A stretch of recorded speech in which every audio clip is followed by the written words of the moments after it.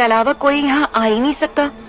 कौन एक खंडहर हवेली में आएगा जहाँ कूड़े कचरे के अलावा कुछ नहीं है। रक्षिता ने एक बार फिर गौर से उस अंगूठी को देखा तो अब वो जो लाल रंग के हीरे थे, अब वो भी बाकी हीरों की तरह चमकने लगे थे। कुछ तो अजीब सा है इस अंगूठी में। अचानक ये हीरे कैसे चमकने लग गए? और ये अंगूठी है किसकी? दादी को तो मैंने इसे कभी पहनते हुए नहीं देखा।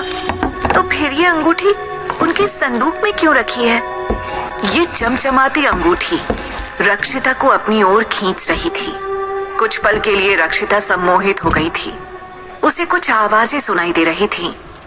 अंगूठी को पहन लो, मुझे पहन लो, मुझे अपनी उंगली में पहनो, मुझे अपनी उंगली में पहनो। धीरे धीरे आवाजें तेज होती गईं और सम्मोहित होकर रक्षिता ने उस अंगूठी को अपने दाहिने हाथ की बीचों बीच वाली उंगली में पहन लिया।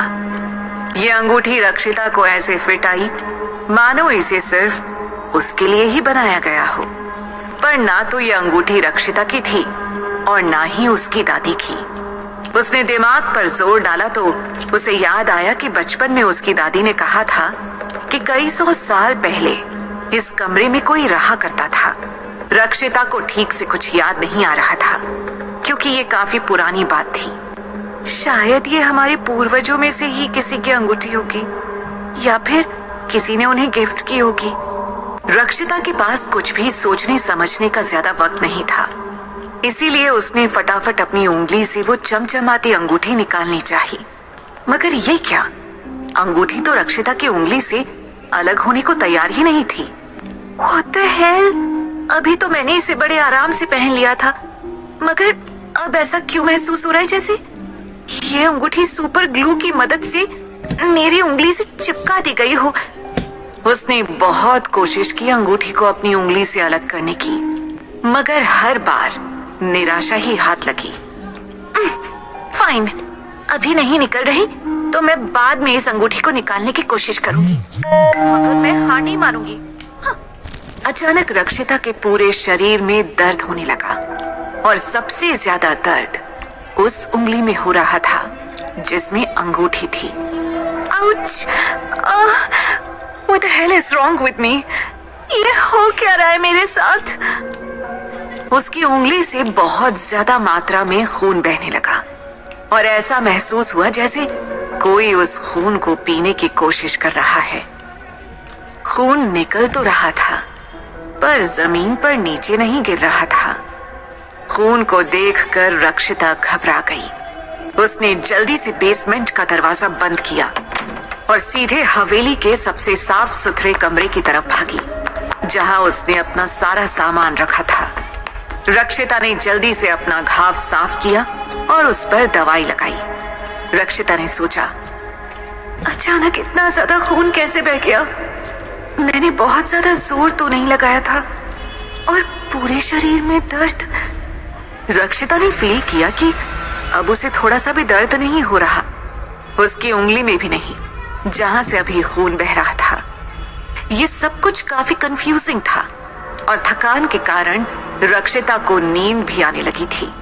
इसीलिए उसने कुछ देर सो जाने का फैसला किया ताकि जागने के बाद सब कुछ सोच सके और बाकी की सफाई कर सके। इसी ख्याल के साथ रक्षिता गहरी नींद में सो गई। उसके सोने के कुछ देर बाद कमरे में धीरे धीरे धुआं उठने लगा। जब पूरे कमरे में धुआं फैल गया तब रक्षिता की उंगली में जो अंगूठी थी वो चमकने लगी। उस अंगूठी से एक काली रोशनी बाहर आई और धीरे धीरे कमरे का सारा धुआं गायब हो गया। मगर अब बेड के पास एक आदमी खड़ा था। उस आदमी के आसपास अभी भी काले रंग का धुआं उड़ रहा था। एक डार्क एनर्जी कमरे में फैल गई थी। वो ऊपर से तो दिखने में इतना ज्यादा हैंडसम था कि उसे देखकर कोई भी लड़की उसकी दीवानी हो सकती थी। मगर अगर ध्यान से देखा जाए तो उसकी लाल आंखें और डार्क ऑरा को देखकर किसी का भी डर के मारे बेहोश होना पक्का था। ये आदमी यक्ष था। जो कई हजार साल से इंसानी दुनिया में रह रहा था। यक्ष बहुत ही ताकतवर था और कई अनोखी शक्तियां उसके पास थी। इसके साथ ही वो इंसानों से बिल्कुल घुल मिल चुका था। कुल मिलाकर बात ये थी कि यक्ष को इंसानी दुनिया भा गई थी और बस यहीं उसका मन लगता था। यक्ष ने बड़े गौर से रक्षिता को देखा और फिर मुस्कुराया। आखिर में आजाद हो ही गया और ये केवल तुम्हारे कारण ही हुआ है। मुझे आजाद करने के लिए तुम्हारा बहुत बहुत धन्यवाद। यक्ष रक्षिता के बारे में जानना चाहता था। रक्षिता की जिंदगी कैसी थी, उसका बचपन कैसे बीता, अब क्या हो रहा था, वो हवेली में क्या कर रही थी और अंगूठी रक्षिता के हाथ कैसे लगी, ये सब यक्ष जानना चाहता था। और इसीलिए उसने रक्षिता के सिर पर हाथ रखा और आंखें बंद कर ली।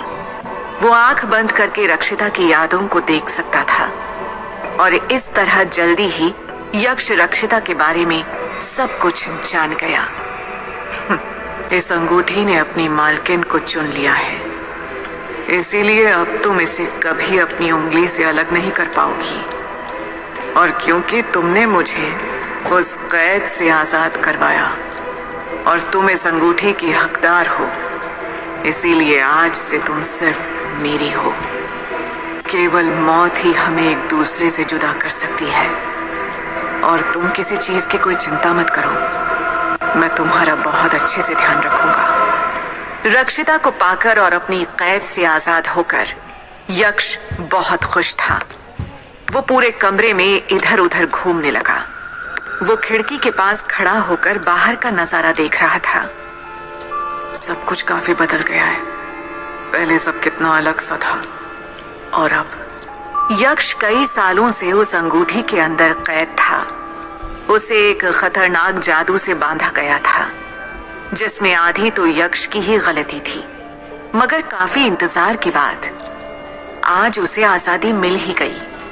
अब यक्ष इस आजादी को जीना चाहता था और इधर उधर घूमकर थोड़ी ताजी हवा का मजा लेना चाहता था।